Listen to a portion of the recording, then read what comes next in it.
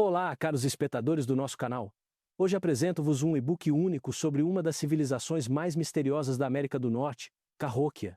Esta história é contada da perspectiva do construtor Nokomis, que foi testemunha dos últimos dias da grande cidade. Não se esqueçam de subscrever o canal e de escrever nos comentários qual a parte da história de Cahokia que mais vos interessou. Já conheciam esta cidade perdida? Partilhem as vossas opiniões. Capítulo 1. Os primeiros dias. O meu nome é Nokomis, e vivi para ver a ascensão e a queda da maior cidade que o nosso povo já conheceu. Quando eu era apenas um jovem, com pouco mais de 20 verões, Cahokia estendia-se até onde a vista alcançava pelas férteis planícies aluviais do grande rio a que chamamos Pai das Águas. O ano era 1050, pela contagem dos homens pálidos que chegariam séculos mais tarde, embora nós medíssemos o tempo pelos ciclos do milho e pelos movimentos das estrelas. Lembro-me da minha primeira manhã como construtor na grande cidade. O sol nasceu vermelho sangue no horizonte a leste, projetando longas sombras dos enormes montes de terra que pontilhavam a nossa paisagem como gigantes adormecidos. A grande praça estendia-se diante de mim, maior do que 10 aldeias juntas, onde milhares do nosso povo se reuniam para cerimônias e comércio. O ar estava denso com o fumo de inúmeras fogueiras de cozinha e com o aroma doce do cedro a queimar das chamas sagradas que nunca se apagavam. O meu pai, Ayana, era o mestre construtor do próprio chefe Sol. Ele ensinara-me a geometria sagrada das nossas construções, como cada monte devia alinhar-se com os movimentos dos corpos celestes, como a própria terra sob os nossos pés devia ser moldada para canalizar o poder do cosmos. A terra recorda tudo o que construímos sobre ela, dizia ele, com as suas mãos curtidas pelo tempo a guiarem as minhas, enquanto medíamos os ângulos com instrumentos de madeira passados de geração em geração de construtores. Cahokia, naqueles dias, era uma maravilha que desafiava a imaginação. 20.000 almas chamavam-lhe lar, tornando-a maior do que Londres ou Paris seriam durante séculos.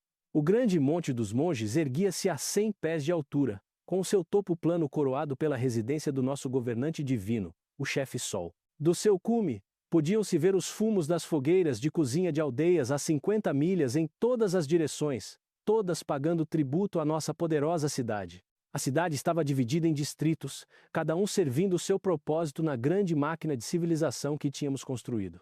O bairro dos artesãos fervilhava de atividade enquanto os artífices moldavam o cobre dos lagos do norte em ornamentos reluzentes, esculpiam conchas dos mares do sul em taças sagradas e lascavam sílex de pedreiras distantes para fazer ferramentas e armas. As áreas residenciais espalhavam-se em padrões organizados, com casas construídas sobre plataformas elevadas para proteger contra as cheias da primavera que traziam vida aos nossos campos. As rotas comerciais estendiam-se como teias de aranha da nossa cidade, para todos os cantos do continente. Mercadores chegavam diariamente com canoas carregadas de bens exóticos. Obsidiana das montanhas ocidentais, prata das florestas do norte, pérolas dos rios do leste e cacau das selvas do sul. Os nossos próprios mercadores levavam a cerâmica de Cahokia, os nossos distintos vasos com película vermelha, para povoações a 1000 milhas de distância. A riqueza que fluía pelos nossos mercados era incontável. Mas não era apenas o comércio que tornava a Cahokia grande.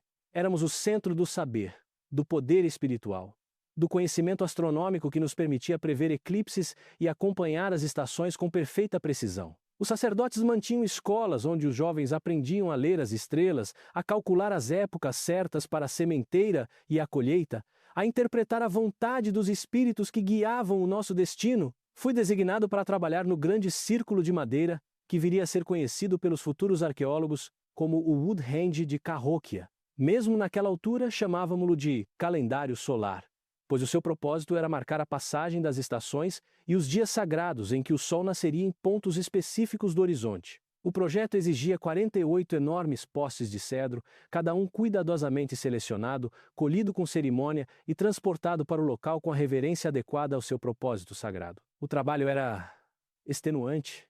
Cada poste tinha quase 3 pés de diâmetro e ficava com 20 pés de altura quando erguido.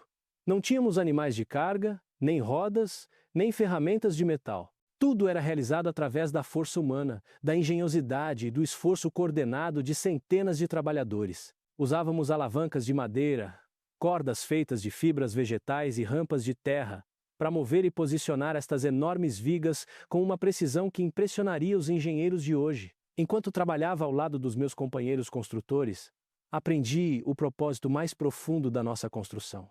O calendário solar não era apenas uma ferramenta para marcar o tempo. Era um instrumento sagrado que ligava a nossa cidade terrena à ordem cósmica superior.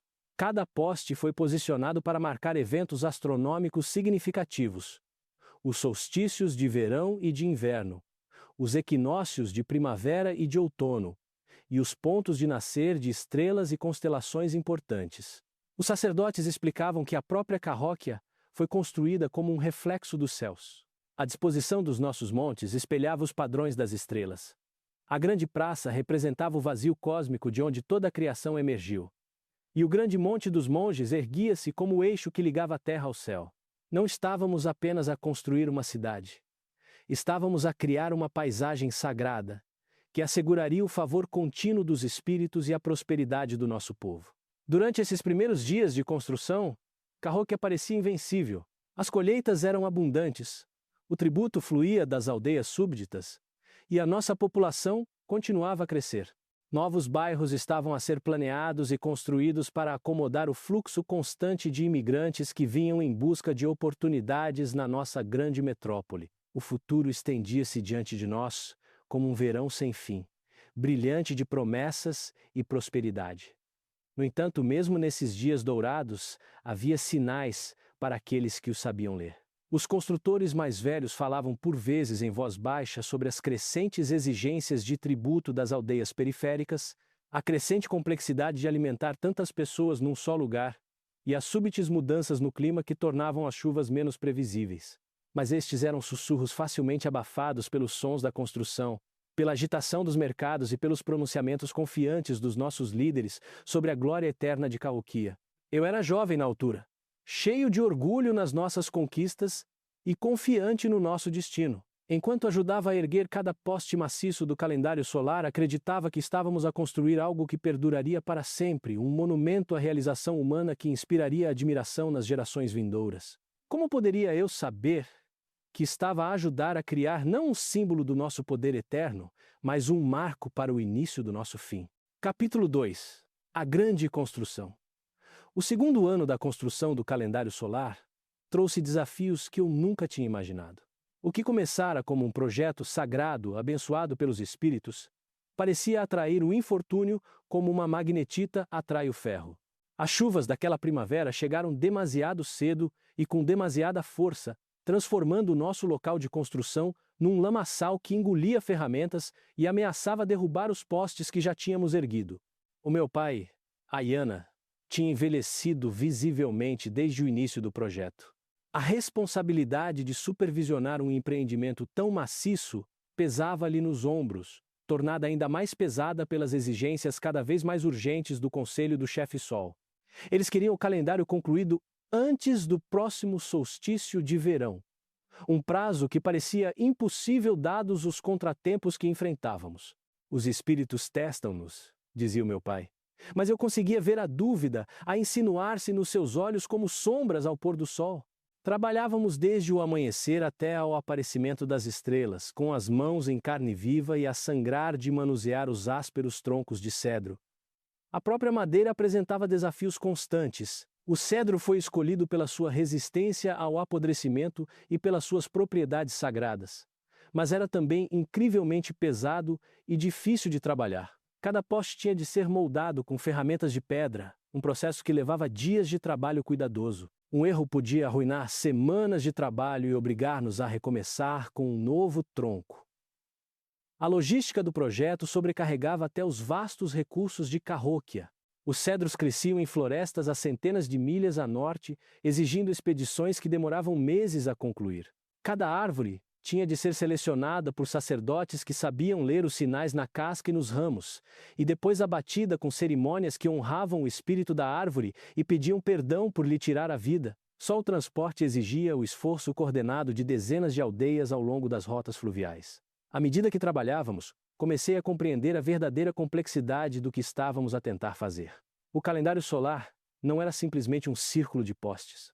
Era um instrumento de precisão, que exigia cálculos matemáticos para além de qualquer coisa que o nosso povo já tivesse tentado. A posição de cada poste tinha de ser determinada através da observação cuidadosa do movimento do Sol ao longo do ano, medições que demoravam meses a concluir e a verificar. O astrônomo-chefe, um homem ancião chamado Kitty, cujo rosto estava mapeado com rugas, como a superfície de lama seca, passava os dias a fazer medições com instrumentos que eu mal compreendia. Ele usava bastões de madeira marcados com entalhes precisos, tábuas de sombra que seguiam o percurso do Sol pelo céu, e alinhamentos de pedra que tinham sido estabelecidos pelos seus predecessores gerações antes. Os seus cálculos determinavam não apenas onde cada poste ficaria, mas também o ângulo exato em que devia ser inclinado para criar as linhas de visão adequadas. Os desafios físicos da construção eram igualados pelas exigências espirituais que nos eram impostas. Cada fase do trabalho exigia cerimônias e oferendas específicas. Antes de podermos cavar o buraco para um novo poste, os sacerdotes tinham de purificar o solo com fumo sagrado e enterrar oferendas de tabaco, milho e conchas preciosas. O ato de erguer cada poste era acompanhado por cânticos e tambores que se ouviam por toda a cidade, invocando os espíritos para abençoarem o nosso trabalho e garantirem a sua precisão. Lembro-me do dia em que erguemos o poste central, aquele que marcaria o norte verdadeiro e serviria de âncora para todas as nossas outras medições. Era o maior de todos os postes, com quase 4 pés de diâmetro e exigindo a força combinada de 200 homens para o levantar e colocar na sua posição. Toda a população de Cahokia parecia reunir-se na grande praça para testemunhar a cerimônia, com os rostos erguidos para a enorme viga de madeira, enquanto esta se elevava lentamente contra o céu. O próprio chefe Sol presidiu a cerimônia, resplandecente em vestes de pele de veado branca decoradas com ornamentos de cobre que brilhavam como luz do sol capturada. O seu toucado era uma maravilha de arte plumária, incorporando as plumas de aves de todos os cantos da nossa rede comercial, penas de arara vermelha do sul distante, penas de águia das montanhas ocidentais, e as penas verdes iridescentes de patos carolinos dos nossos próprios pântanos. Quando o poste se assentou no seu buraco preparado, perfeitamente alinhado com a estrela do norte que guiaria os viajantes por gerações vindouras, um grande brado de alegria ergueu-se da multidão reunida. Os tambores troaram, as flautas cantaram, e os sacerdotes proclamaram que os espíritos tinham abençoado o nosso trabalho. Por um momento, todas as dificuldades e contratempos pareceram esquecidos, varridos pela alegria coletiva da nossa conquista. Mas mesmo nesse momento de triunfo, notei coisas que me perturbaram. A multidão, embora entusiasta, parecia mais pequena do que deveria ser para uma cerimônia tão importante. Muitos rostos que eu esperava ver estavam ausentes e soube mais tarde que várias das aldeias periféricas não tinham enviado as suas delegações obrigatórias. Os portadores de tributos que deveriam ter chegado para a cerimônia vieram com cargas mais leves do que nos anos anteriores, com explicações vagas e uma atitude evasiva. A construção continuou durante o verão e até ao outono, com cada poste a juntar-se ao círculo crescente, que serviria como a nossa janela para a ordem cósmica. À medida que o calendário ganhava forma, o seu propósito tornava-se mais claro para todos os que nele trabalhavam. De pé no centro do círculo, um observador podia mirar ao longo de postes específicos para marcar os pontos de nascer e pôr do sol ao longo do ano. O nascer do sol do solstício de verão apareceria diretamente sobre um poste, o do solstício de inverno sobre outro, e os dos equinócios sobre outros ainda. A precisão exigida era extraordinária. Um poste posicionado mesmo que a poucas polegadas do seu local correto desajustaria todo o calendário, tornando-o inútil para o seu propósito.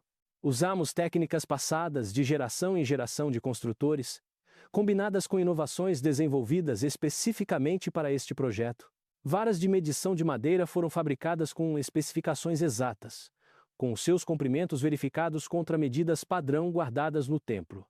As linhas de visão foram estabelecidas usando fogueiras acesas em momentos precisos, com as suas colunas de fumo a servirem de marcadores temporários até que os postes permanentes pudessem ser posicionados. À medida que o outono se aprofundava no inverno, as exigências físicas do trabalho intensificaram-se. O chão congelou, duro como pedra, tornando quase impossível cavar os buracos profundos necessários para os postes restantes. Aprendemos a fazer fogueiras sobre os locais onde precisávamos de cavar, mantendo-as acesas durante dias para descongelar a terra o suficiente para que as nossas ferramentas pudessem penetrar. O trabalho tornou-se uma corrida contra o tempo.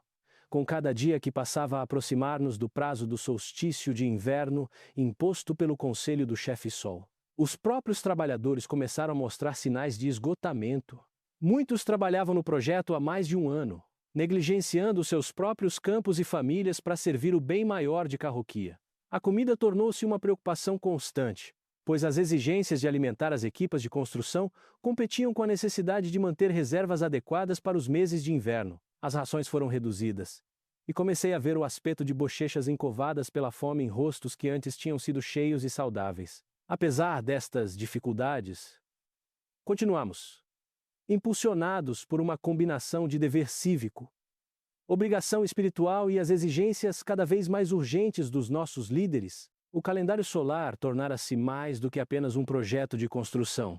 Era um símbolo do poder e da sofisticação de Cahokia, uma demonstração ao nosso próprio povo e aos visitantes de terras distantes de que possuíamos conhecimento e capacidades para além das dos mortais comuns. À medida que o solstício de inverno se aproximava, trabalhamos freneticamente para concluir os últimos postes. Os últimos foram erguidos em cerimônias conduzidas à luz de tochas, com as chamas a projetarem sombras dançantes nos rostos dos trabalhadores exaustos e a criarem uma atmosfera de urgência desesperada.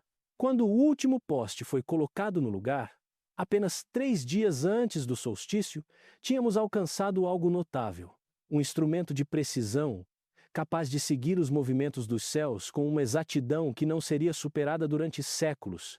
Capítulo 3. Sinais de declínio. O inverno que se seguiu à conclusão do calendário solar foi o mais rigoroso de que havia memória.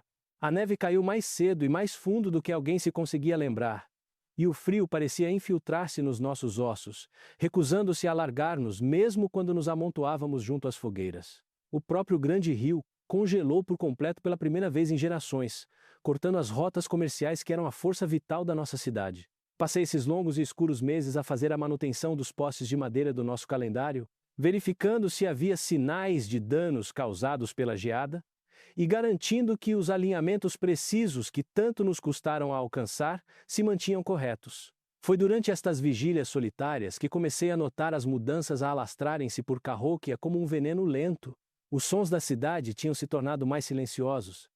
A energia vibrante que outrora preenchia todos os cantos fora substituída por uma quietude inquieta. Os mercados que outrora transbordavam de mercadorias de todo o continente exibiam agora bancas meio vazias. Os mercadores que faziam regularmente a viagem até Cahokia estavam a afastar-se, dissuadidos por relatos de bandidos nas rotas comerciais e pela incerteza quanto à capacidade da cidade de honrar os seus acordos comerciais. Os bens exóticos que outrora eram comuns, as lâminas de obsidiana, os ornamentos de cobre, as conchas marinhas, tornaram-se cada vez mais raros e caros. O meu pai, Ayana, ficara cada vez mais preocupado à medida que o inverno avançava. Como mestre construtor, ele tinha acesso a discussões entre a liderança da cidade que revelavam a verdadeira extensão dos nossos problemas. As aldeias periféricas que outrora enviavam tributo a Cahokia com entusiasmo estavam a tornar-se contribuintes relutantes. Algumas tinham deixado de enviar tributo por completo, alegando que as más colheitas não lhes deixavam nada de sobra. Outras enviavam delegações que falavam respeitosamente, mas traziam cargas suspeitosamente leves. A própria população da cidade começara a diminuir, embora isso não fosse imediatamente óbvio para observadores casuais. As famílias partiam silenciosamente, geralmente nas horas escuras antes do amanhecer, levando os seus pertences e desaparecendo no campo circundante. Deixavam para trás casas vazias que pareciam dentes em falta nos bairros outrora apinhados, com as suas lareiras abandonadas frias e os seus poços de armazenamento a ecoar com o vazio. Os sacerdotes tentavam manter uma atmosfera de normalidade, conduzindo as suas cerimônias com os mesmos rituais elaborados que sempre marcaram o calendário sagrado. Mas nem eles conseguiam esconder os sinais de tensão. As oferendas trazidas aos templos eram menores e menos frequentes. As multidões que se reuniam para os festivais religiosos eram visivelmente mais reduzidas do que nos anos anteriores. Alguns dos templos mais pequenos tinham sido discretamente fechados, com seus sacerdotes guardiões transferidos para outras funções ou simplesmente desaparecidos no meio da população em geral. Quando a primavera finalmente chegou e o gelo começou a quebrar no grande rio, Esperávamos que o tempo mais quente trouxesse um regresso à prosperidade. O calendário solar desempenhou a sua função na perfeição, marcando o momento exato do equinócio da primavera, quando o sol nasceu diretamente sobre o poste designado. A cerimônia teve boa afluência, e por um breve momento pareceu que a antiga magia poderia reafirmar-se. Mas os problemas que surgiram durante o inverno provaram ser mais do que contratempos temporários. As cheias da primavera, que sempre foram uma fonte de renovação e fertilidade para os nossos campos, chegaram mais tarde e mais fracas do que o habitual. O rio que outrora transbordava das suas margens de forma fiável para depositar lodo rico nas nossas terras agrícolas mal subiu acima do seu nível normal, deixando muitos campos secos e impróprios para a sementeira. A crise agrícola que se seguiu foi diferente de tudo o que tínhamos na nossa memória coletiva. Cahokia sempre fora abençoada com colheitas abundantes, com as férteis planícies aluviais a produzirem milho, feijão e abóbora suficientes para alimentar a nossa grande população, com excedente para o comércio. Mas agora, pela primeira vez, enfrentávamos a perspectiva de uma verdadeira escassez. Os sacerdotes consultaram os seus registros e realizaram cerimônias de adivinhação, mas os seus pronunciamentos ofereceram pouco conforto. Lembro-me de caminhar pelos distritos residenciais durante essa primavera difícil e ver jardins que deveriam estar verdes com plantas jovens, mas que estavam nus e castanhos. As famílias que outrora davam a abundância como garantida estavam agora a racionar cuidadosamente os seus alimentos armazenados, fazendo cálculos sobre quanto tempo as suas provisões poderiam durar. As crianças que sempre tinham sido roliças e saudáveis começaram a mostrar os ângulos agudos da fome nos seus rostos. A resposta do chefe Sol a estas crises crescentes foi exigir demonstrações de devoção ainda maiores e cerimônias mais elaboradas para apaziguar os espíritos. Foram anunciados novos projetos de construção, incluindo planos para montes adicionais e estruturas cerimoniais que exigiriam enormes gastos de mão de obra e recursos. A mensagem era clara. Os problemas de Cahokia eram temporários, causados por piedade insuficiente, e podiam ser resolvidos através de maiores demonstrações de fé e poder. Mas muitos de nós, que trabalhávamos nestes projetos, conseguíamos ver a contradição no seu cerne. Pediam-nos para construir monumentos à prosperidade enquanto nosso povo passava fome, para criar símbolos de poder enquanto nosso poder real diminuía. A ironia não passava despercebida aos trabalhadores que se esforçavam nestes projetos, com o estômago vazio, com a força minada por rações inadequadas, mesmo quando se esperava que realizassem o mesmo trabalho extenuante que construíra a grande cidade no seu auge. O tecido social de Cahokia também começou a mostrar sinais de tensão. A hierarquia rígida que outrora parecera natural e benéfica começou a gerar ressentimento entre os que estavam na base. Os trabalhadores resmungavam sobre a disparidade entre as suas próprias refeições magras e os banquetes elaborados de que a elite ainda desfrutava. Os artesãos queixavam-se de serem forçados a criar bens de luxo para a classe dominante, enquanto as suas próprias famílias careciam de bens essenciais. Comecei a ouvir conversas sussurradas nas equipas de trabalho, discussões que teriam sido impensáveis apenas alguns anos antes. Os homens falavam abertamente sobre as falhas da liderança, questionando decisões que outrora tinham sido aceites sem debate. Alguns até se atreviam a sugerir que o próprio chefe Sol poderia estar a perder o favor dos espíritos. Um pensamento tão herético que teria significado a morte se fosse dito em voz alta em tempos anteriores. As aldeias periféricas que outrora procuravam em Cahokia liderança e proteção começaram a afirmar a sua independência com mais ousadia. Os pagamentos de tributos tornaram-se irregulares, e algumas comunidades deixaram de enviar representantes para as grandes cerimônias por completo. Quando confrontados sobre estas falhas, os líderes das aldeias ofereciam desculpas sobre más colheitas e dificuldades locais, mas o seu tom mudara de apologético para desafiador. As relações comerciais, que tinham sido cuidadosamente cultivadas ao longo de gerações, também começaram a deteriorar-se. Os mercadores que outrora competiam pelo privilégio de negociar nos mercados de Cahokia encontravam agora oportunidades mais lucrativas noutros locais. Novos centros comerciais estavam a surgir ao longo das redes fluviais, povoações mais pequenas que podiam oferecer melhores condições e parcerias mais fiáveis do que a nossa cidade cada vez mais problemática. À medida que o verão avançava, a situação agrícola continuava a piorar. As culturas que tinham sido plantadas na primavera debatiam-se com os padrões climáticos invulgares. com algumas áreas a receberem pouca chuva, enquanto outras eram inundadas por tempestades súbitas e violentas. O cuidadoso sistema agrícola que sustentara a nossa grande população durante séculos parecia estar a desmoronar-se, incapaz de se adaptar às condições em mudança. O calendário solar continuava a funcionar perfeitamente, marcando cada evento astronômico significativo com precisão. Mas a sua própria exatidão parecia zombar da nossa sorte em declínio, um lembrete do que outrora fôramos capazes de alcançar. Enquanto realizava as minhas tarefas diárias de manutenção, verificando o alinhamento dos postes e limpando os detritos, não podia deixar de me perguntar se tínhamos construído a nossa obra-prima, mesmo a tempo de testemunhar o colapso da nossa civilização. Capítulo 4. Os tempos de fome. No terceiro ano após a conclusão do calendário solar, a fome tornara-se uma companheira constante em Cahokia. A névoa matinal que se erguia do grande rio já não trazia os aromas ricos de comida a ser cozinhada em milhares de lares.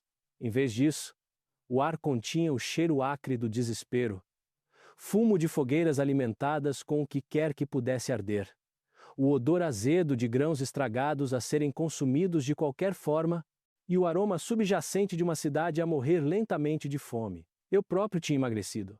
A minha estrutura outrora poderosa reduzida a tendão e osso. As minhas mãos, que outrora tinham sido firmes o suficiente para medir os ângulos precisos necessários para o calendário solar, agora tremiam de fraqueza, mas eu era afortunado em comparação com muitos outros. Como construtor com habilidades essenciais, ainda recebia rações regulares, embora parcas. Os trabalhadores comuns, os idosos e as crianças, sofriam muito mais do que eu.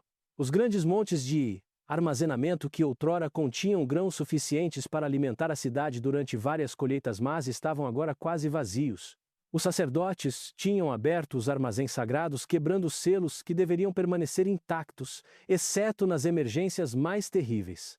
Mesmo estas reservas, acumuladas ao longo de décadas de planeamento cuidadoso, eram insuficientes para satisfazer as necessidades da nossa população, ainda substancial. Famílias que viviam em Cahokia há gerações começaram a tomar a decisão desoladora de partir. Partiam silenciosamente, geralmente antes do amanhecer, carregando os poucos bens que conseguiam, e dirigindo-se a povoações mais pequenas onde esperavam encontrar parentes dispostos a partilhar os seus recursos. As casas abandonadas que deixavam para trás erguiam-se como testemunho silencioso do nosso declínio, as suas portas vazias como as órbitas ocas de crânios. A resposta do chefe do Sol à crise foi intensificar as cerimônias religiosas, exigindo rituais cada vez mais elaborados para apaziguar os espíritos e restaurar a ordem natural. Mas estas cerimônias tornaram-se elas próprias uma fonte de dificuldades adicionais, pois exigiam o sacrifício de alimentos e bens que poderiam ter sido usados para sustentar a população. A contradição era gritante. Estávamos a queimar milho como oferendas enquanto as crianças iam para a cama com fome. Lembro-me de uma cerimônia em particular, realizada no solstício de verão, quando o calendário solar demonstraria sua precisão perfeita ao marcar o ponto de nascer do sol mais a norte. Os sacerdotes tinham exigido que cada família contribuísse com algo para a grande oferenda, apesar da dificuldade óbvia que isso causaria. Enquanto observava a comida preciosa a ser consumida pelas chamas sagradas, vi os rostos da multidão reunida e reconhecia a raiva crescente por trás das suas expressões de devoção ritual. As equipas de trabalho que outrora trabalhavam com entusiasmo em projetos de construção, moviam-se agora com o ritmo lento e deliberado dos subnutridos. Projetos que deveriam ter levado semanas estendiam-se por meses, pois os trabalhadores não tinham força para manter a sua produtividade anterior.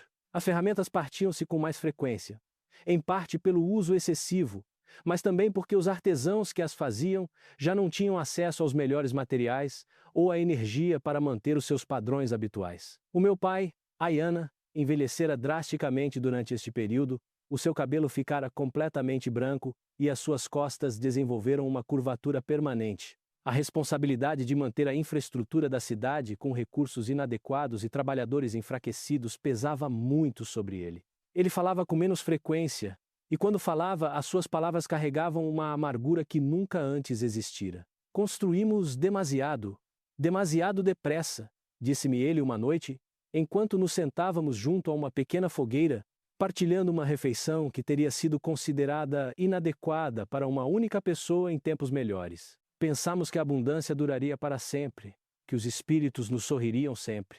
Esquecemo-nos de que até a árvore mais poderosa pode ser derrubada pelo vento certo. A ordem social que mantivera a Cahokia unida durante séculos começou a rachar sob a pressão da escassez.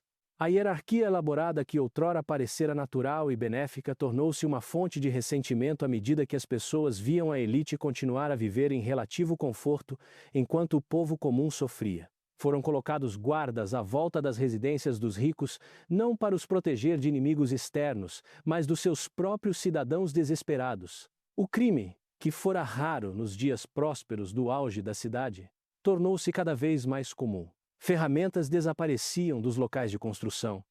Comida era roubada das áreas de armazenamento, e rebentavam lutas por recursos que outrora teriam sido partilhados livremente. O espírito comunitário que tornara possíveis os grandes projetos cooperativos do passado estava a ser corroído pela simples necessidade de sobrevivência. As aldeias periféricas que outrora enviavam tributo a Cahokia agora recusavam-se abertamente a contribuir para o que viam como um empreendimento falhado.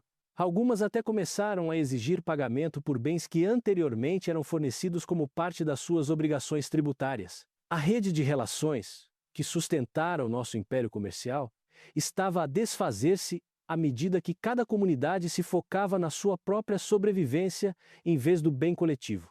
Problemas médicos que tinham sido controláveis em tempos de abundância tornaram-se ameaças sérias quando as pessoas estavam enfraquecidas pela fome. Doenças que, outrora, tinham sido pequenos inconvenientes agora ceifavam vidas, particularmente entre os muito jovens e os muito idosos. Os curandeiros faziam o que podiam, mas os seus remédios tradicionais eram menos eficazes quando aplicados a corpos já sobrecarregados pela subnutrição. Os grandes mercados que outrora tinham sido o orgulho de Cahokia tornaram-se tristes sombras do que foram. Bancas que outrora exibiam mercadorias de todo o continente estavam agora vazias ou ofereciam apenas as necessidades mais básicas a preços inflacionados. Os itens exóticos que outrora foram símbolos da nossa prosperidade, os ornamentos de cobre, as conchas marinhas, as lâminas de obsidiana, desapareceram completamente da circulação comum, acumulados pelos ricos ou trocados por bens mais práticos. Até a manutenção dos nossos grandes monumentos se tornou problemática. Os montes de terra, que eram os símbolos físicos do nosso poder, exigiam cuidados constantes para prevenir a erosão e manter as suas formas precisas. Mas as equipas de trabalho que outrora realizavam este trabalho eram agora necessárias para tarefas mais urgentes: procurar comida, manter a infraestrutura básica necessária para a sobrevivência e tentar manter alguma aparência de ordem numa situação cada vez mais caótica. O próprio calendário solar tornou-se uma dolorosa recordação de tempos melhores. Os seus postes ainda se erguiam em alinhamento perfeito, ainda marcavam a passagem das estações com precisão matemática, mas cada vez menos pessoas vinham observar as suas funções. As cerimônias que outrora atraíam milhares de participantes, agora atraíam apenas os seguidores mais devotos. E mesmo eles pareciam cumprir as formalidades com pouco do seu entusiasmo anterior. À medida que o outono se aproximava, trazendo consigo a perspectiva de outro inverno difícil, o ambiente em Cahokia tornava-se cada vez mais desesperado. A colheita, tal como era, seria claramente insuficiente para sustentar a população durante os meses frios que se avizinhavam. Decisões difíceis teriam de ser tomadas sobre quem receberia os limitados mantimentos e quem seria deixado à sua própria sorte. Comecei a compreender que não estávamos a testemunhar apenas uma crise temporária, mas o início do fim da nossa grande civilização. Os sistemas que tinham sustentado Cahokia durante séculos estavam a desmoronar-se sob pressões para as quais nunca tinham sido concebidos. O próprio sucesso que nos tornara a maior cidade do nosso mundo também nos tornara vulneráveis ao colapso quando as condições mudaram para além da nossa capacidade de adaptação. Capítulo 5. A rebelião. O ponto de ruptura chegou durante o festival da colheita do quarto ano, quando o calendário solar marcou o equinócio de outono com a sua precisão habitual, mas a celebração pareceu oca e forçada. O chefe do sol exigira que as cerimônias tradicionais fossem conduzidas com toda a pompa, apesar das dificuldades óbvias que a população enfrentava. Enquanto as fogueiras sagradas queimavam milho precioso que poderia ter alimentado famílias famintas durante dias, o humor da multidão passou da resignação para a raiva aberta. Eu estava a trabalhar perto da grande praça naquela manhã a reforçar um dos montes cerimoniais mais pequenos que começara a mostrar sinais de erosão. O som de vozes alteradas chamou a minha atenção. E olhei para cima para ver um confronto a desenvolver-se entre os guardas do templo e um grupo de artesãos a quem tinham sido negadas as rações de comida prometidas. O que começou como uma discussão rapidamente escalou para algo mais sério. Macaque, um oleiro cujo trabalho outrora adornara as mesas da elite, estava no centro da multidão crescente. O seu rosto estava macilento de fome, a sua oficina outrora próspera agora fechada por falta de materiais e clientes. Por que devemos nós passar fome enquanto a casa do chefe do sol se banqueteia? Gritou ele, a sua voz ecoando pela praça. Que Deus exige que as crianças passem fome enquanto os sacerdotes queimam comida em fogueiras sagradas? Os guardas do templo, eles próprios mostrando sinais de subnutrição, pareciam incertos sobre como responder. No passado, tal desafio aberto teria sido recebido com punição imediata e severa. Mas estes não eram tempos normais, e os guardas podiam ver que a multidão estava a aumentar e a ficar mais agitada a cada momento. Alguns deles provavelmente simpatizavam com as queixas dos manifestantes, tendo as suas próprias famílias que sofriam das mesmas carências. O meu pai, Ayana, apareceu ao meu lado, o seu rosto sério enquanto observava o confronto a desenrolar-se. Isto era inevitável, disse ele em voz baixa. Não se pode pedir às pessoas que construam monumentos à prosperidade enquanto seus filhos definham de fome. Os próprios espíritos devem estar enojados com tal hipocrisia. A situação deteriorou-se rapidamente quando um dos guardas mais jovens, talvez a tentar afirmar autoridade ou simplesmente em pânico sob pressão, atingiu Macaque com o seu bastão de madeira. O oleiro caiu ao chão, sangue a escorrer de um golpe na sua testa, e a raiva da multidão explodiu em violência. O que fora um protesto, tornou-se um motim no espaço de alguns batimentos cardíacos. A multidão avançou em direção ao complexo do templo, subjugando a pequena força de guarda e invadindo as áreas de armazenamento sagradas onde os mantimentos de emergência eram guardados. Observei com fascínio e horror enquanto pessoas que tinham passado toda a sua vida a respeitar a santidade dos espaços religiosos, agora os saqueavam em busca desesperada de sustento. Vasos sagrados foram derrubados, objetos cerimoniais pisoteados, e a ordem cuidadosamente mantida de séculos foi estilhaçada em momentos. A resposta do chefe do sol foi rápida e brutal. Guerreiros foram convocados dos distritos periféricos, homens que não tinham sido enfraquecidos pela fome que assolava a população da cidade. Chegaram com armas e um mandato para restaurar a ordem a qualquer custo. O confronto que se seguiu foi diferente de tudo que Cahokia já tinha experienciado, cidadão a lutar contra cidadão, à sombra dos grandes montes que outrora simbolizaram a sua unidade. Dei por mim dividido entre a lealdade à ordem estabelecida, que dera sentido ao trabalho da minha vida, e a simpatia por pessoas cujo desespero as levara à rebelião. Enquanto observava vizinhos a lutarem uns contra os outros com armas improvisadas, enquanto o calendário solar permanecia como testemunha silenciosa do caos, percebi que algo fundamental se tinha quebrado na nossa sociedade que nunca poderia ser reparado. A revolta imediata foi suprimida em poucos dias, mas os seus efeitos propagaram-se por Cahokia como fendas a alastrar em lama seca.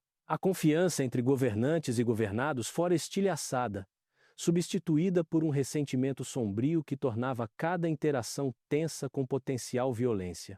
A autoridade do chefe do sol, outrora considerada divinamente ordenada e inquestionável, era agora abertamente desafiada em conversas sussurradas por toda a cidade. Muitos dos líderes da rebelião foram executados em cerimônias públicas destinadas a dissuadir mais agitação, mas estas demonstrações de poder apenas serviram para aprofundar a raiva da população. O próprio Macaque sobreviveu aos seus ferimentos, mas desapareceu pouco depois de a revolta ser esmagada, presumivelmente fugindo para uma das povoações periféricas onde os refugiados de Cahokia eram cada vez mais bem-vindos. O rescaldo da rebelião trouxe novas restrições e vigilância que tornaram a vida diária ainda mais difícil. Foram colocados guardas nos pontos de distribuição de alimentos, as equipas de trabalho eram vigiadas constantemente em busca de sinais de dissidência, e ajuntamentos de mais do que algumas pessoas eram vistos com suspeita. O espírito cooperativo que outrora tornara possíveis os grandes projetos de construção do passado foi substituído por uma atmosfera de desconfiança mútua e medo. O trabalho de construção, já dificultado pela escassez de materiais e trabalhadores enfraquecidos, parou virtualmente à medida que os recursos eram desviados para a manutenção da segurança. Projetos que tinham sido iniciados com grande fanfarra foram abandonados a meio, as suas estruturas incompletas erguendo-se como monumentos às nossas capacidades em declínio. O próprio calendário solar exigia guarda constante para prevenir vandalismo por parte daqueles que o viam como um símbolo da indiferença da elite ao sofrimento comum. A rebelião também acelerou a partida de famílias de Cahokia. Aqueles que tinham hesitado em deixar os seus lares ancestrais viam agora o presságio e começaram a fazer preparativos para o êxodo. A violência tinha estilhaçado quaisquer ilusões restantes sobre a capacidade da cidade de proteger e prover ao seu povo. Melhor arriscar no mundo incerto para além das fronteiras da cidade do que permanecer num lugar onde a fome e a agitação civil se estavam a tornar a norma. As aldeias periféricas que outrora tinham estado subordinadas à autoridade de Cahokia viram a rebelião como a confirmação do que há muito suspeitavam.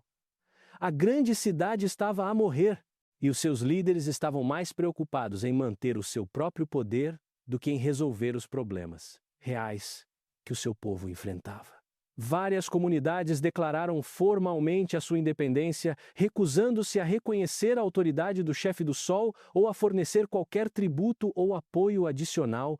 As relações comerciais que tinham sobrevivido às dificuldades econômicas iniciais colapsaram agora por completo, à medida que os mercadores decidiram que Cahokia era demasiado instável para ser um parceiro fiável. Os bens restantes nos mercados da cidade tornaram-se ainda mais caros e escassos, criando um ciclo vicioso onde as dificuldades econômicas alimentavam a agitação social, que, por sua vez, afastava as mesmas relações comerciais que poderiam ter aliviado os problemas econômicos. Os sacerdotes, que outrora tinham sido reverenciados como intermediários entre os mundos humano e espiritual, viram a sua autoridade severamente minada pela sua associação com as políticas impopulares do chefe do Sol. Alguns tentaram distanciar-se da liderança secular, pregando mensagens de compaixão e reforma que ressoavam com a população sofredora. Outros reforçaram as doutrinas tradicionais, insistindo que os problemas da cidade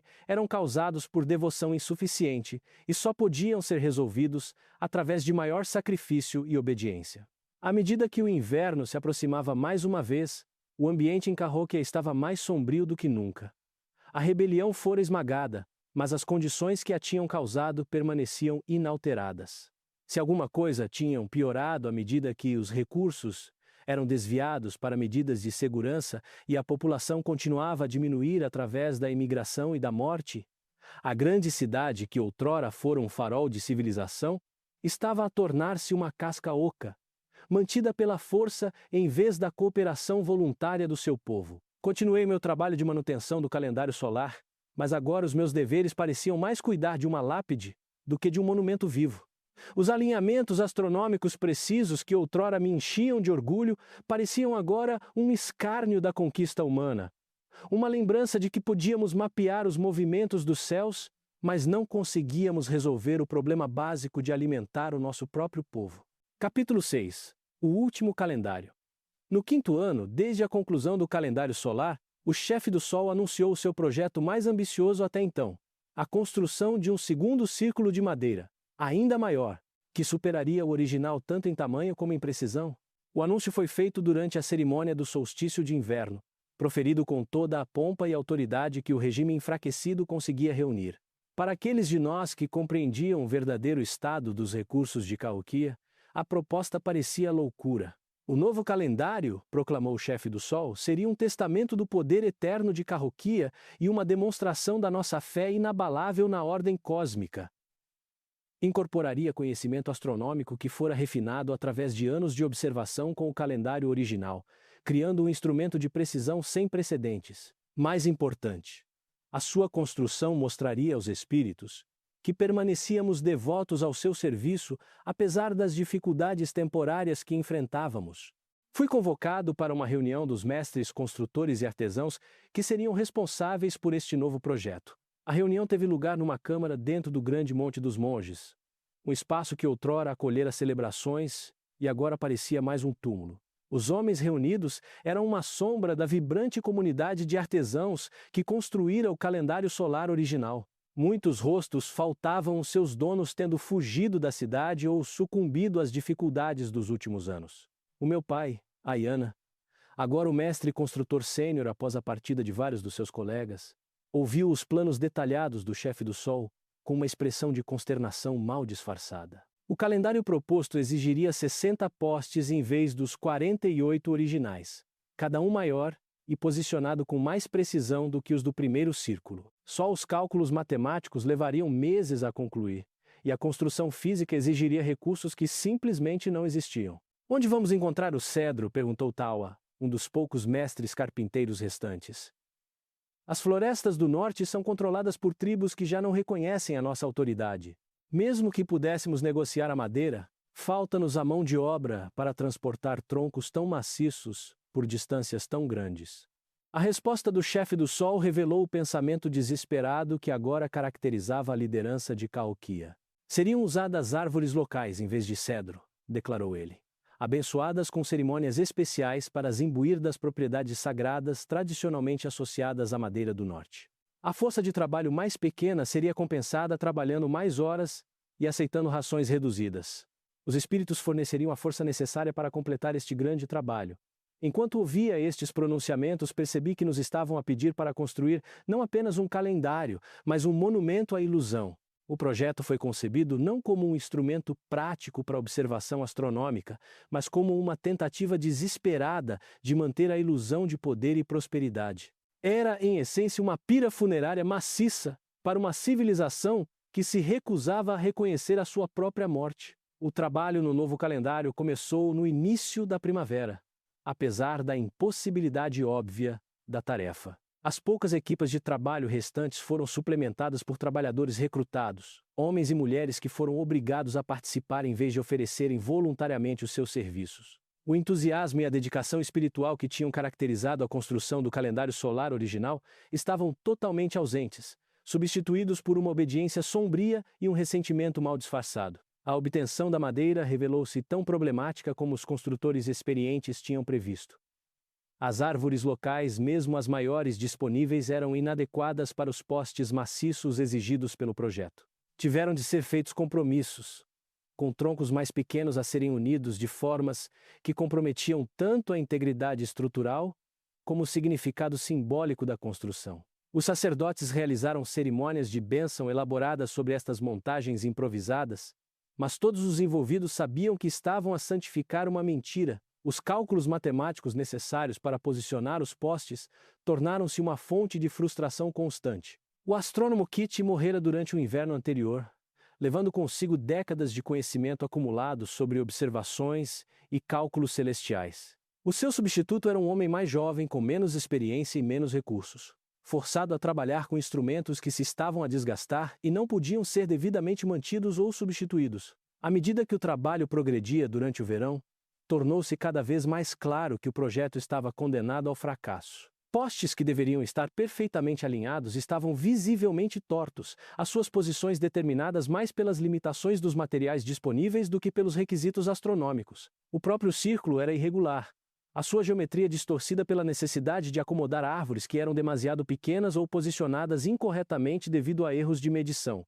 Os próprios trabalhadores não estavam em condições de realizar o trabalho preciso exigido por um projeto tão exigente. Enfraquecidos pela fome e desmoralizados pela futilidade óbvia da sua tarefa, cometeram erros que teriam sido impensáveis durante a construção do calendário original.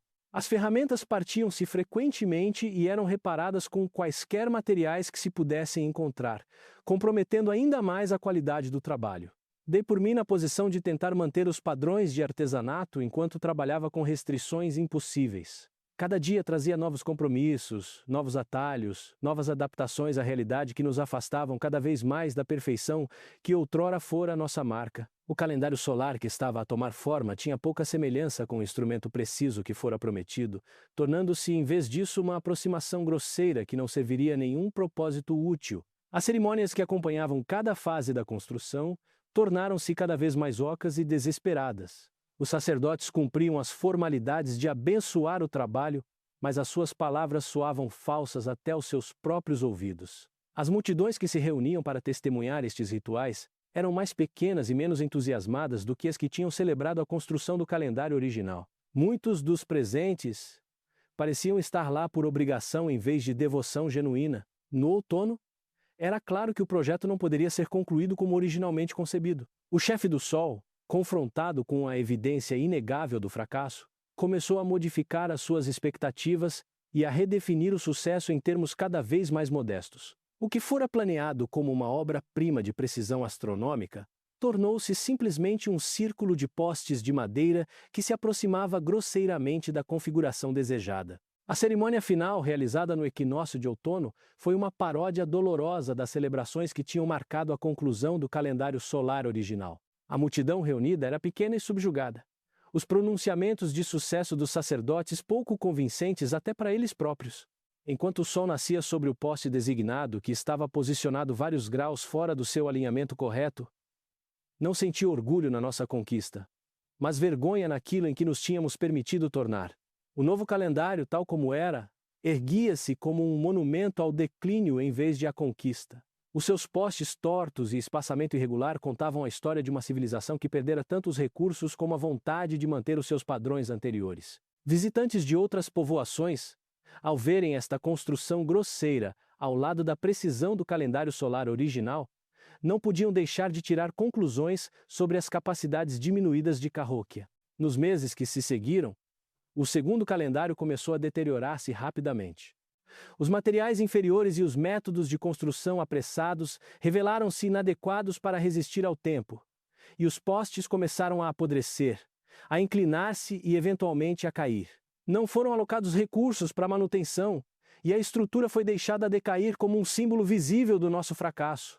O contraste entre os dois calendários tornou-se uma metáfora poderosa para a trajetória de Cahokia. O calendário solar original, construído durante o nosso período de maior prosperidade e confiança, continuou a funcionar com a precisão de um instrumento finamente trabalhado. O segundo calendário, concebido em desespero e executado com recursos inadequados, desmoronou-se diante dos nossos olhos como a civilização que o criara. Capítulo 7. A fuga das nações. O êxodo começou a sério durante o sexto inverno, após a conclusão do calendário solar, quando o fracasso do projeto do segundo calendário tornara impossível manter quaisquer ilusões sobre o futuro de Cahokia. Bairros inteiros esvaziaram-se em dias, à medida que as famílias empacotavam os seus poucos bens restantes e partiam para destinos desconhecidos. A névoa matinal que se erguia do grande rio trazia agora os sons da partida, o ranger das rodas dos travóis, as conversas silenciosas de pessoas a dizerem os últimos adeus e os ecos ocos de passos em ruas cada vez mais vazias. Observei da minha posição de manutenção do calendário solar original, enquanto a grande migração se desenrolava, famílias que tinham vivido em Cahokia durante gerações tomaram a decisão desoladora de abandonar os seus lares ancestrais e procurar novas vidas noutro lugar. Moviam-se como fantasmas na escuridão antes do amanhecer, carregando fardos de roupa e ferramentas, liderando crianças que olhavam para trás com olhos confusos para o único lar que alguma vez conheceram.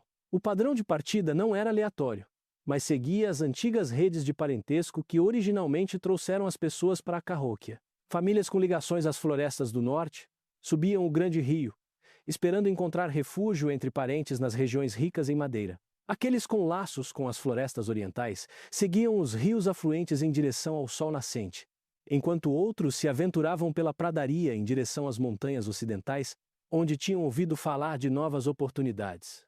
A minha própria família também enfrentou esta escolha terrível. O meu pai, Ayana, apesar da sua idade avançada e saúde debilitada, estava determinado a permanecer em Cahokia até o fim.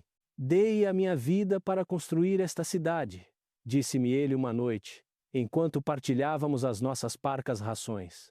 "Não a abandonarei agora, mesmo que ficar signifique morrer aqui.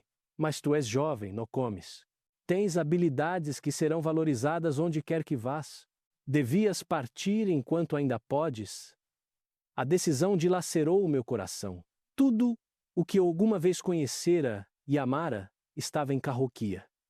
Os grandes montes que tinham moldado o horizonte da minha infância, as oficinas onde aprendera o meu ofício, o calendário solar que representava o pináculo da conquista da nossa civilização. mas eu também conseguia ver o presságio tão claramente como qualquer outra pessoa. A cidade estava a morrer, e aqueles que ficassem morreriam com ela. A partida de tantas pessoas criou uma cascata de problemas que acelerou o declínio de Cahokia. Serviços essenciais que tinham sido mantidos pela cooperação comunitária começaram a falhar, pois simplesmente não havia pessoas suficientes para realizar todas as tarefas necessárias. Os complexos sistemas de irrigação que tinham sustentado a nossa agricultura caíram em desuso.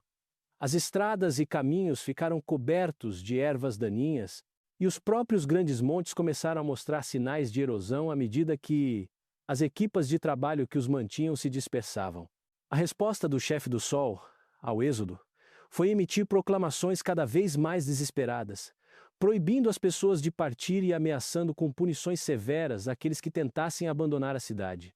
Mas esses éditos foram largamente ignorados, em parte porque já não havia seguidores leais suficientes para os impor e em parte porque as pessoas tinham perdido a fé na capacidade da liderança para resolver os seus problemas. A autoridade que outrora parecera absoluta e divinamente ordenada revelou-se impotente perante o desespero em massa.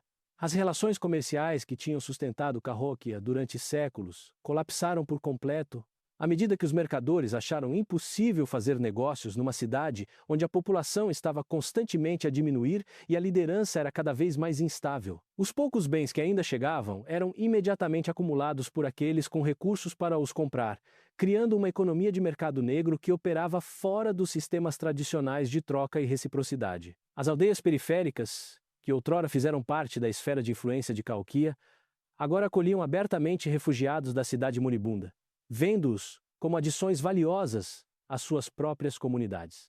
Artesãos habilidosos, agricultores experientes e construtores conhecedores eram particularmente procurados, a sua perícia ajudando a fortalecer povoações que anteriormente dependiam de Cahokia para liderança e inovação. Algumas destas comunidades de refugiados começaram a desenvolver-se em povoações significativas por direito próprio, criando uma rede de cidades mais pequenas que substituiu o sistema centralizado que se centrara em Cahokia. Estas novas comunidades incorporavam frequentemente os melhores aspectos da civilização de Cahokia: as técnicas agrícolas, o conhecimento astronômico, as tradições artesanais, enquanto evitavam os erros que levaram à nossa queda.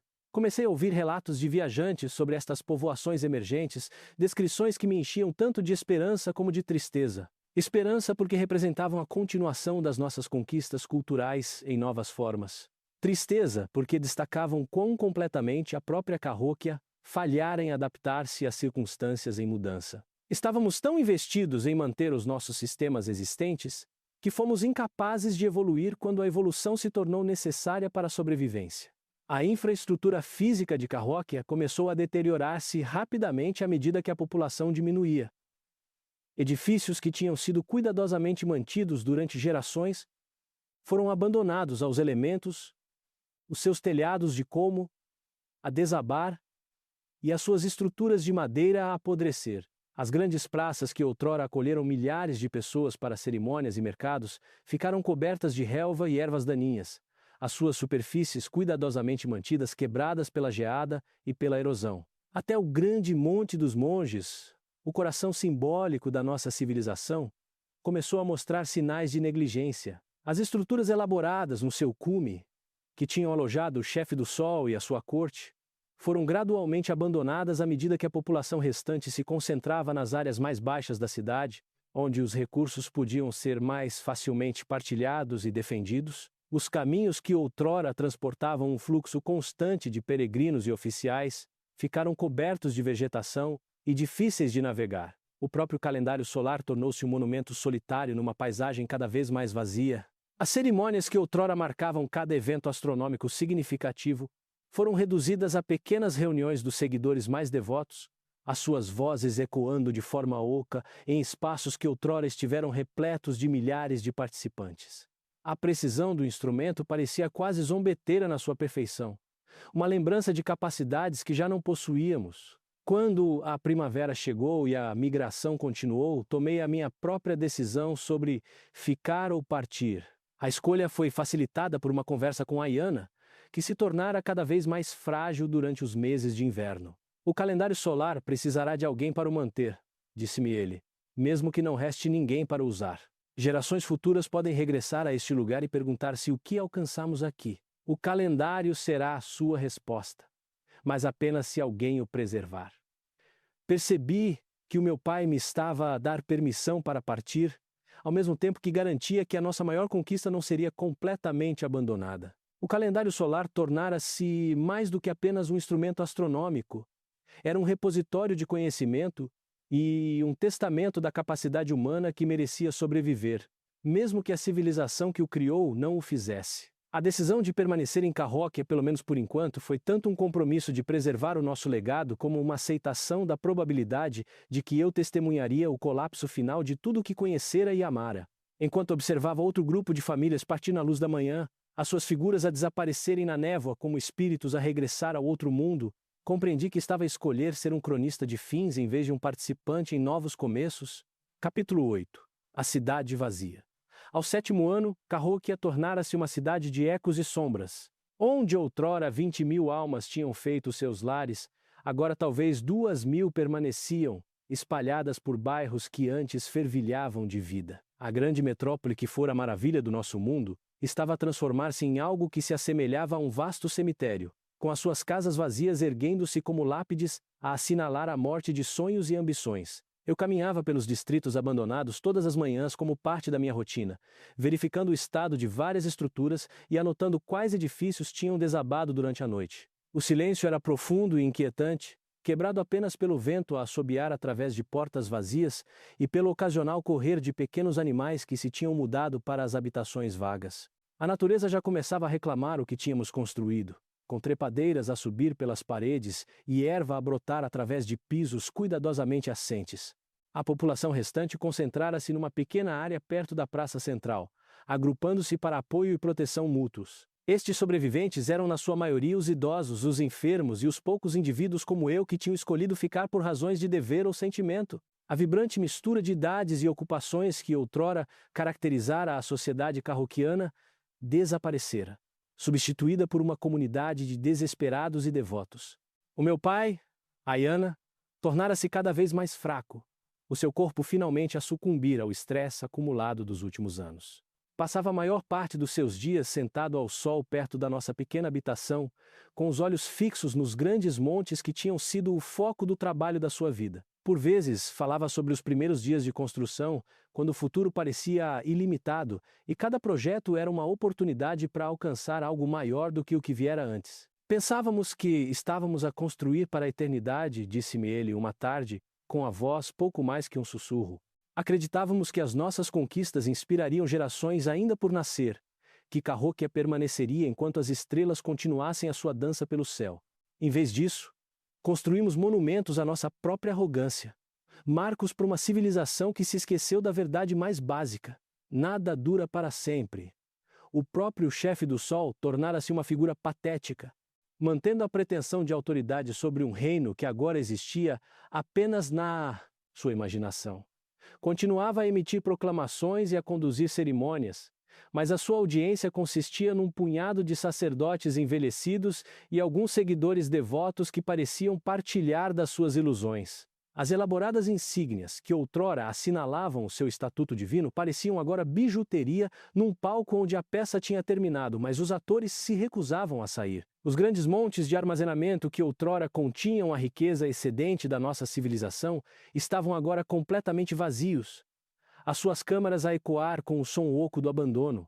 Os sofisticados sistemas de distribuição que tinham assegurado que cada cidadão recebesse comida adequada tinham colapsado juntamente com a população que foram concebidos para servir.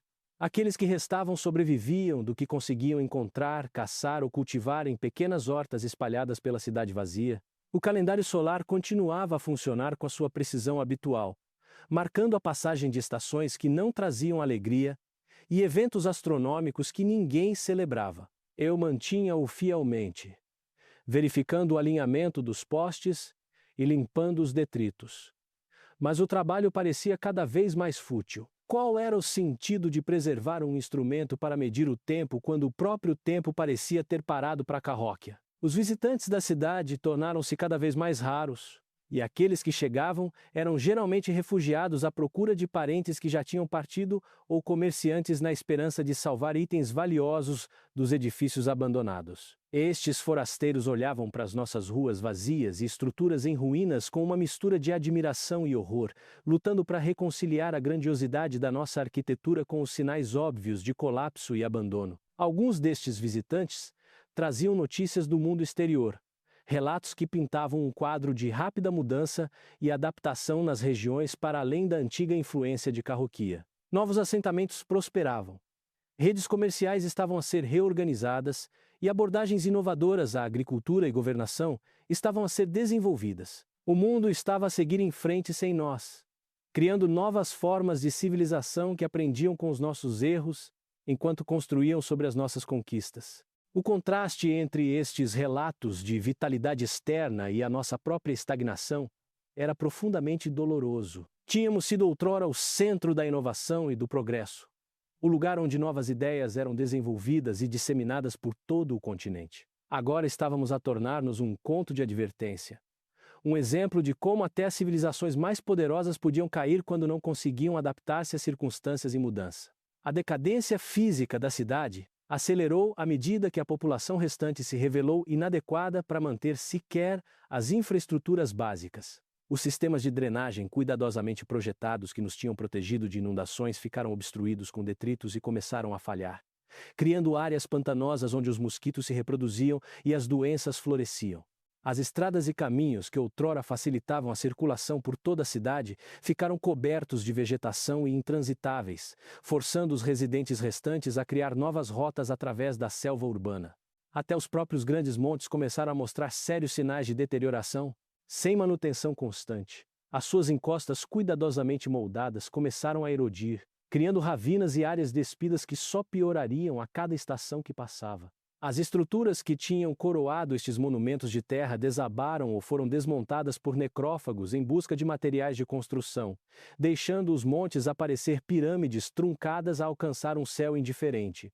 A vida espiritual da comunidade, que outrora fora tão central para a identidade cahokiana, definhou juntamente com tudo o resto.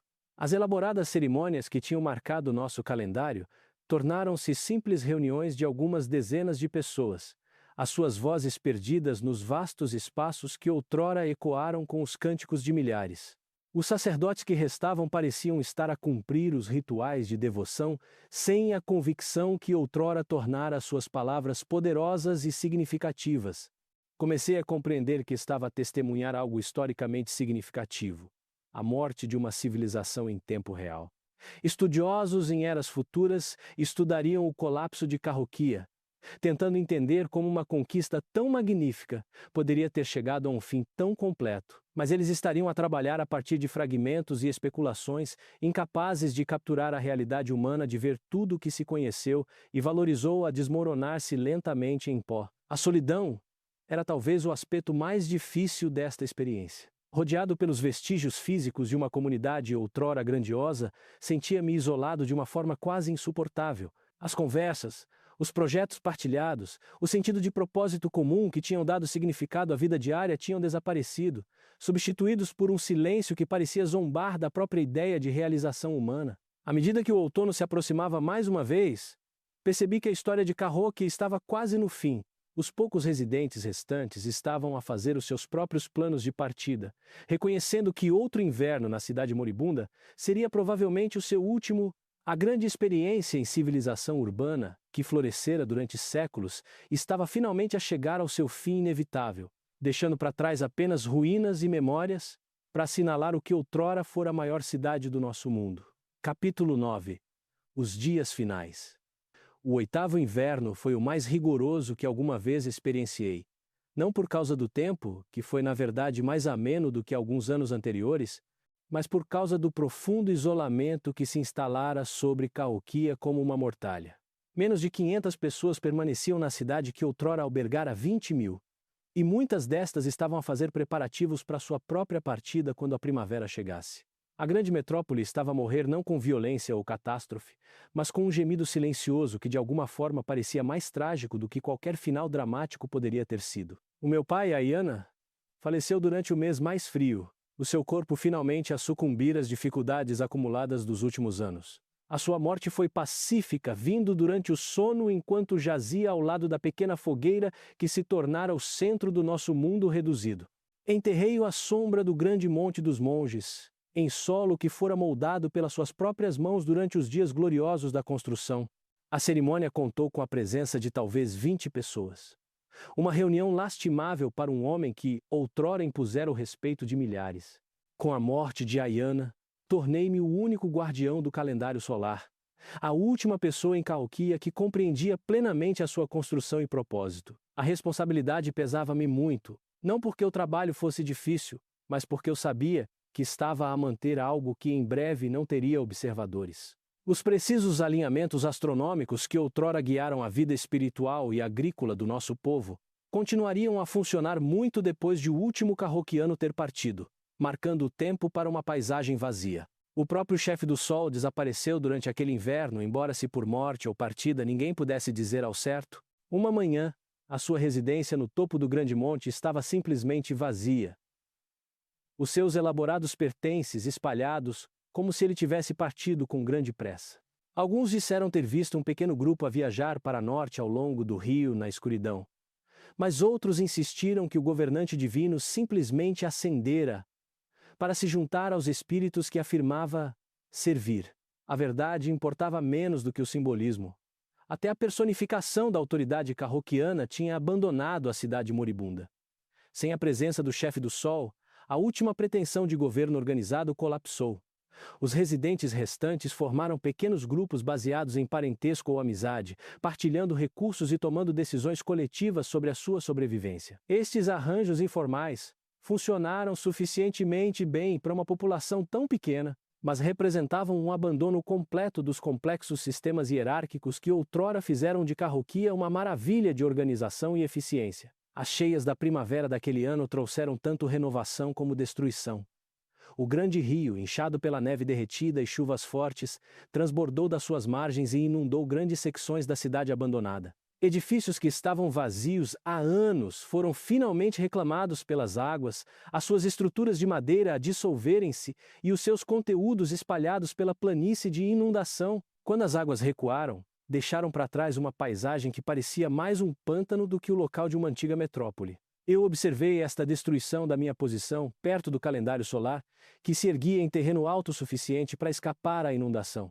A visão dos nossos antigos bairros a desaparecerem sob as águas lamacentas foi simultaneamente desoladora e de alguma forma apropriada.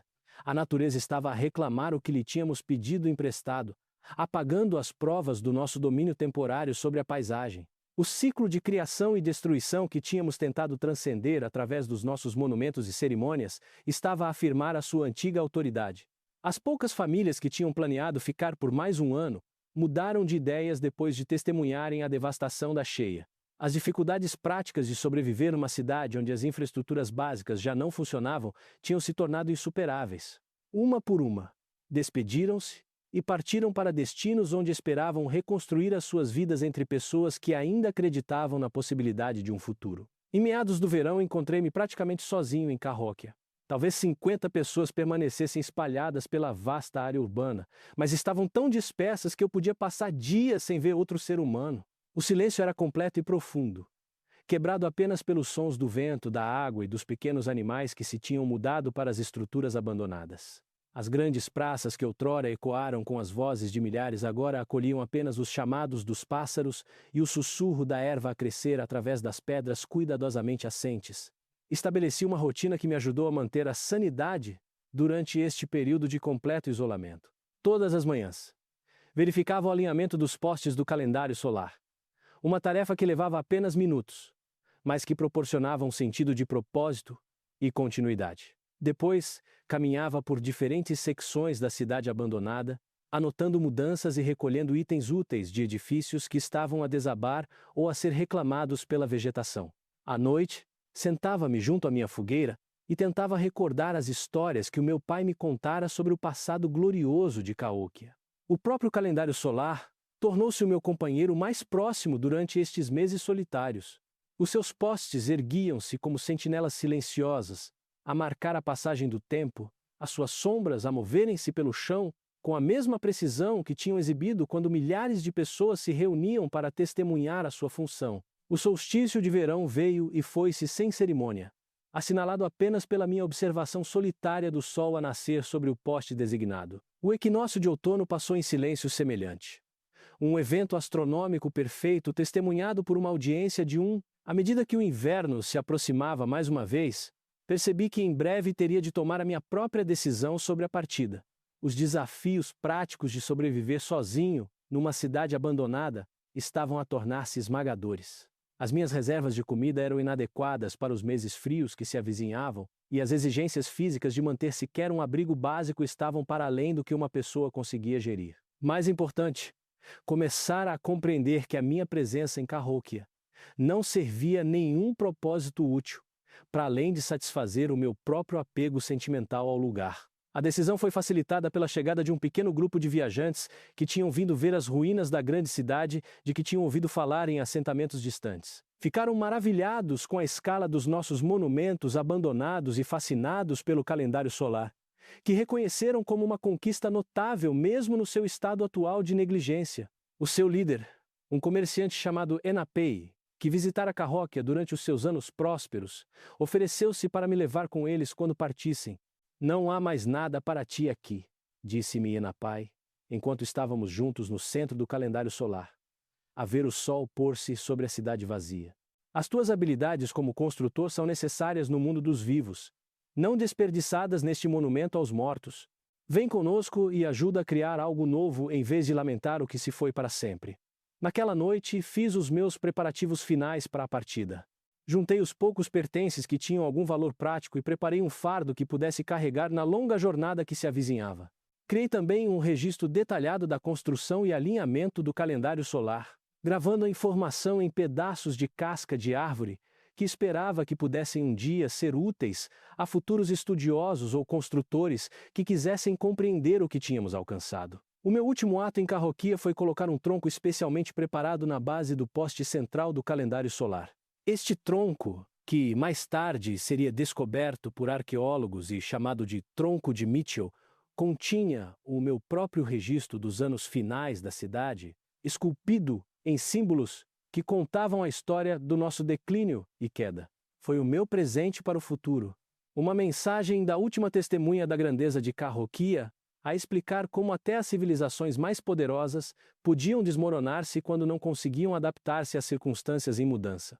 Ao romper da aurora no meu último dia em Cahokia, lancei um último olhar ao calendário solar, erguendo-se em perfeito alinhamento com o sol nascente. O instrumento continuava a funcionar com a precisão de uma obra-prima, marcando o tempo para uma paisagem vazia com a mesma exatidão que exibira quando servia uma civilização próspera. Era simultaneamente um monumento à realização humana e um lembrete das limitações humanas. Um testamento da nossa capacidade de criar beleza e significado num mundo que, em última análise, pertencia a forças para além do nosso controle. Capítulo 10. O legado de Cahokia. Deixei Cahokia numa manhã em que a névoa de outono se erguia do grande rio, como os espíritos de todos os que viveram e morreram na nossa magnífica cidade. Ao afastar-me do calendário solar pela última vez, levava comigo não apenas os meus poucos pertences, mas o peso da memória de toda uma civilização. Atrás de mim, os montes vazios erguiam-se como monumentos silenciosos à ambição e realização humanas, enquanto à minha frente se estendia um futuro incerto, num mundo que já se estava a esquecer do que tínhamos alcançado. A viagem com o grupo de comerciantes de Enapei levou-nos para norte ao longo do grande rio, através de paisagens que outrora tinham sido pontilhadas por aldeias que prestavam tributo à autoridade de Cahokia. Muitos destes assentamentos tinham crescido e prosperado desde que ganharam a sua independência, as suas populações aumentadas por refugiados da nossa cidade moribunda. Fui acolhido nestas comunidades como um guardião de conhecimento valioso, alguém que podia ensinar as habilidades astronômicas e de engenharia que tinham tornado Cahokia grandiosa. Na aldeia de Kaskaskia, ajudei a projetar uma versão mais pequena do calendário solar, adaptada às necessidades e recursos de uma comunidade que se contava a centenas em vez de milhares. O projeto trouxe de volta memórias da grande construção em Cahokia, mas também demonstrou como as nossas conquistas podiam ser reduzidas e adaptadas a diferentes circunstâncias. O conhecimento que tínhamos desenvolvido não se perdeu. Estava a ser transformado e preservado em novas formas. Nos anos seguintes, viajei pelos vales dos rios e regiões florestais, partilhando o que aprender em Cahokia e ajudando várias comunidades a desenvolver os seus próprios instrumentos astronômicos e centros cerimoniais. Cada projeto era diferente, adaptado às condições e necessidades locais. Mas todos incorporavam elementos da compreensão sofisticada que tínhamos desenvolvido durante a Idade de Ouro da nossa cidade. O nosso legado não foi a preservação da própria Cahokia, mas a disseminação do conhecimento cahokiano por todo o continente. Encontrei frequentemente outros refugiados de Cahokia durante as minhas viagens, pessoas que tinham levado as suas habilidades e memórias para novos lares onde estavam a ajudar a construir diferentes tipos de comunidades. O oleiro macaque, que tinha desencadeado a rebelião que marcou o início do nosso fim, estabelecera uma oficina de sucesso numa aldeia perto das montanhas orientais. A sua cerâmica ainda ostentava a distintiva película vermelha que fora uma marca do artesanato cahokiano, mas estava adaptada aos gostos e necessidades dos seus novos vizinhos. Estes encontros revelaram que o colapso de Cahokia, embora trágico para aqueles que o viveram diretamente, tinha, na verdade, servido para espalhar as nossas inovações e conhecimento mais amplamente do que teria sido possível se a cidade tivesse permanecido um poder centralizado. Os refugiados levavam consigo não apenas competências técnicas, mas também sabedoria arduamente conquistada sobre os perigos da centralização excessiva e a importância de manter relações sustentáveis com o ambiente natural. Os novos assentamentos que visitei tinham aprendido com os erros de Cahokia, bem como com as suas conquistas. Eram geralmente mais pequenos e mais dispersos, menos dependentes de tributos de comunidades distantes e mais focados no desenvolvimento de recursos locais. Os seus líderes eram mais sensíveis às preocupações populares, tendo visto o que acontecia quando os governantes se isolavam das pessoas que afirmavam servir. As hierarquias rígidas que tinham caracterizado a sociedade cahokiana foram substituídas por arranjos mais flexíveis que se podiam adaptar às circunstâncias em mudança. Com o passar dos anos e à medida que envelhecia, comecei a compreender que tinha testemunhado não apenas a morte de uma cidade, mas a transformação de toda uma civilização. O colapso de Cahokia fora traumático e doloroso, mas também fora necessário para a evolução contínua do nosso povo. O sistema centralizado que tornara possíveis as nossas maiores conquistas também nos tornara vulneráveis ao tipo de falhas em cascata. Em última análise, nos destruíram. O próprio calendário solar tornou-se um símbolo desta transformação. Relatos de visitantes ocasionais à cidade abandonada indicavam que os postes de madeira se estavam a deteriorar gradualmente, os seus alinhamentos precisos a tornarem-se lentamente menos exatos, à medida que a madeira envelhecia e se movia. Mas o conhecimento de como construir tais instrumentos espalhara-se por todo o continente, preservado em dezenas de calendários mais pequenos que serviam comunidades mais modestas em tamanho, mas talvez mais sustentáveis na sua abordagem à civilização. Nos meus últimos anos, a viver numa pequena aldeia perto da confluência de dois grandes rios, pensei muitas vezes no tronco de Mitchell que tinha deixado na base do poste central do calendário solar. Tinha gravado naquela peça de madeira não apenas a história do declínio de Cahokia, mas também as minhas esperanças de que as gerações futuras aprendessem com a nossa experiência. O tronco era a minha tentativa de falar através dos séculos com pessoas que um dia poderiam perguntar-se o que acontecera à grande cidade cujas ruínas descobriram. A mensagem que tentei transmitir era complexa e matizada, reconhecendo tanto a magnificência do que tínhamos alcançado como a inevitabilidade do seu colapso. Cahokia fora uma experiência notável em civilização urbana, uma demonstração do que os seres humanos podiam realizar quando trabalhavam juntos em prol de objetivos comuns. Mas também fora um conto de advertência sobre os perigos da arrogância e a importância de manter a harmonia com o mundo natural que sustenta toda a vida. Tínhamos construído a nossa cidade como se fosse durar para sempre, criando monumentos que acreditávamos que inspirariam admiração em gerações ainda por nascer. Em certo sentido, tínhamos conseguido. Os grandes montes de Cahokia iriam de facto inspirar admiração, embora não da forma que tínhamos pretendido. Eles permaneceriam como lembretes da realização e da limitação humanas, testamentos da nossa capacidade de criar beleza e significado, ao mesmo tempo que demonstravam a natureza temporária de todas as realizações terrenas. O calendário solar, em particular, personificava este paradoxo. Era uma obra-prima de precisão e artesanato, um instrumento que podia rastrear os movimentos dos céus com uma exatidão que não seria superada durante séculos. Mas era também um monumento a uma civilização que tinha perdido o contato com as realidades terrenas que a sustentavam. Um símbolo de conhecimento divorciado da sabedoria e de habilidade técnica, separada do julgamento prático.